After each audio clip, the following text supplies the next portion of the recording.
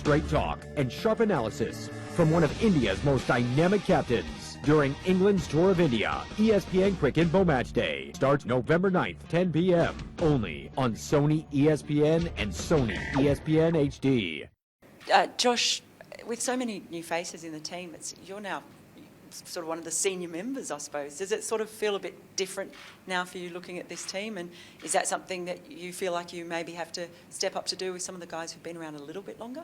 Yeah, it's a bit of a different feel. It's very exciting.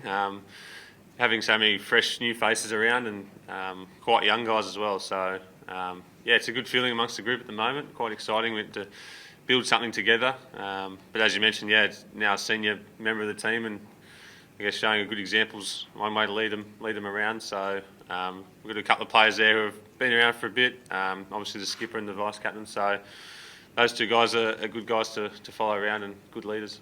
We can take a lot from how South Africa bowled in especially the second innings. I think they just built pressure as a group. I think they hit the right areas. They were very accurate, which needed to be on that wicket. So I think if we can take a bit out of that, our bowling group will spend a bit of time together now. Familiar faces, so I think if we can gel as a unit and build that pressure consistently, I think we've just been a little bit off in certain periods, I guess, during the game, whether it's giving up a 4-ball once every over or just leaking those runs. If we can improve in that and build that consistent pressure over time, I think that'll be good for us.